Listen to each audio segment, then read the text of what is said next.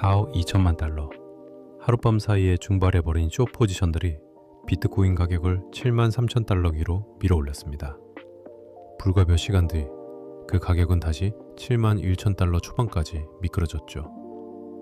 우리는 지금 단순한 자산의 가격 변동을 넘어선 거대 자본과 시스템의 민낯을 마주하고 있습니다.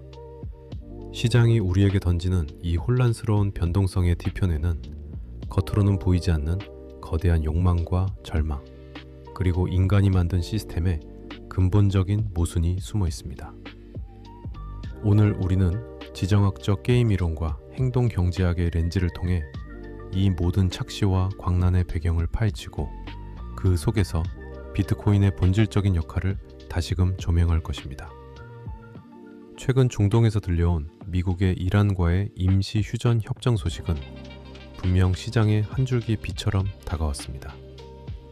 곧바로 국제유가는 배럴당 100달러 아래로 곤두박질 쳤고 글로벌 인플레이션에 대한 우려는 한풀 꺾이는 듯 보였습니다. 시장은 즉각적으로 연방준비제도, 즉 연준의 금리 인하 가능성을 다시 점쳤고 이내 이 유동성의 파도는 가장 빠르게 반응하는 위험 자산인 비트코인으로 거침없이 밀려들었습니다. 단숨에 7만 2천 달러를 회복했고 한때는 7만 3천 달러마저 돌파했죠. 하지만 여러분, 이것이 과연 근본적인 안도감이었을까요? 유가가 급락하고 인플레이션 기대 심리가 꺾이는 이 거시적인 내러티브는 실은 우리가 얼마나 취약한 기대감 위에 서 있는지를 여실히 보여주는 증거입니다. 불과 며칠 전 미국과 이란 사이에 수십 년 묵은 구조적인 적대 관계가 단 한 번의 임시 휴전 제안으로 완전히 해소될 수 있다고 믿는 것은 어쩌면 순진한 환상에 가깝습니다. 실제로 이스라엘의 레바논 공습이라는 돌발적인 지정학적 변수 하나에 유가 하락세는 멈추고 비트코인 가격은 몇 시간 만에 다시 후퇴했습니다. 이 거대한 자본의 흐름은 펀더멘털의 변화가 아닌 깨지기 쉬운 기대감이라는 유리의 성 위에 세워진 신기루였던 것입니다. 우리는 지금 눈앞에 펼쳐지는 숫자와 뉴스라는 마법에 홀려 그 이면에 작동하는 진짜 자본의 움직임과 시스템의 맹점을 놓치고 있을지도 모릅니다. 이 거시적 착시 속에서 미시적인 시장의 광란은 더욱 가속화되었습니다. 비트코인 가격이 특정 임계점을 돌파하자 수많은 숏 포지션들이 강제 청산되는 이른바 숏 스퀴즈가 터져나온 것입니다. 가격 하락에 베팅했던 이들은 자신의 포지션을 지키기 위해 비트코인을 시장가 매수해야만 했습니다. 이 과정은 마치 불에 기름을 붓는 격이었죠. 한 투자자의 강제 청산이 또 다른 투자자의 마진콜을 유발하며 가격 상승이 또 다른 가격 상승을 부르는 걷잡을 수 없는 피드백 루프가 발생했습니다.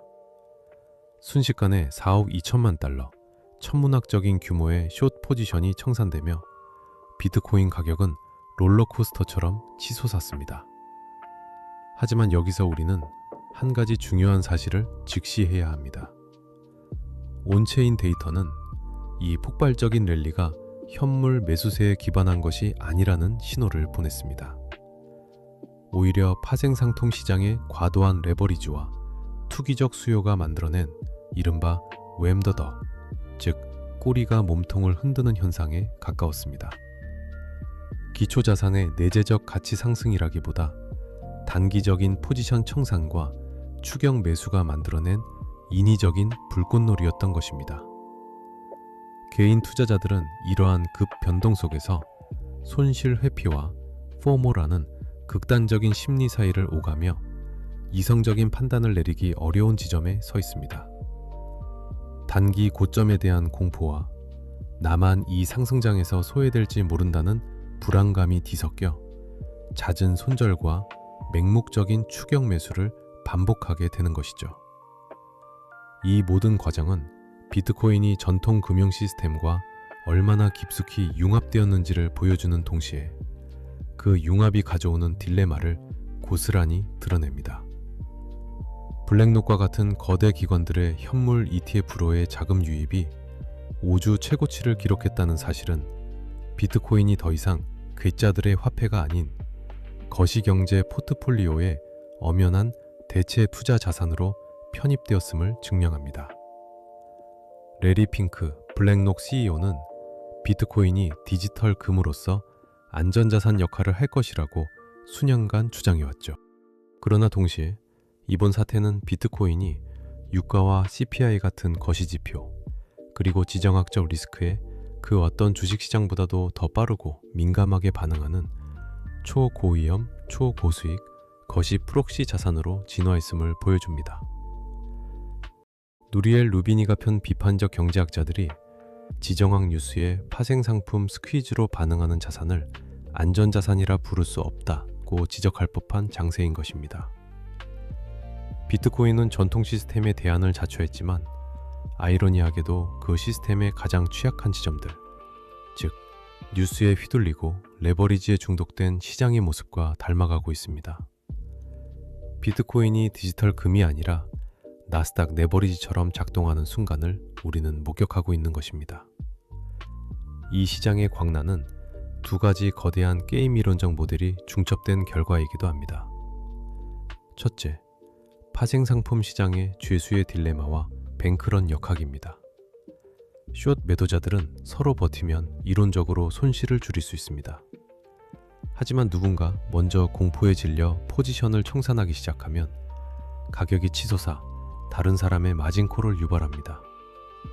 이는 내 포지션을 살리기 위해 타인의 희생을 담보로 가장 먼저 탈출해야만 하는 전형적인 비협조적 게임입니다. 그리고 이 과정에서 정보 폭포가 발생하며 시장 전체가 한 방향으로 쏠리게 되는 것이죠.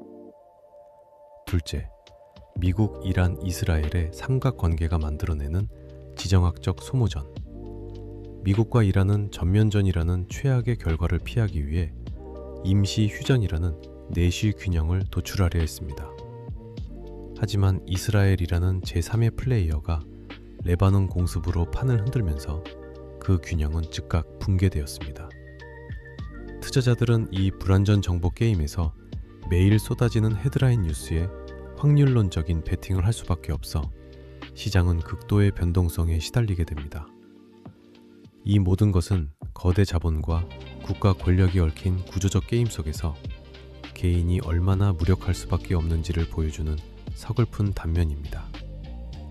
지금 비트코인 시장은 순수한 온체인 가치보다는 거시경제 매크로 요인과 파생상품 수급에 의해 가격이 결정되는 말 그대로 금융화의 정점에 서 있습니다.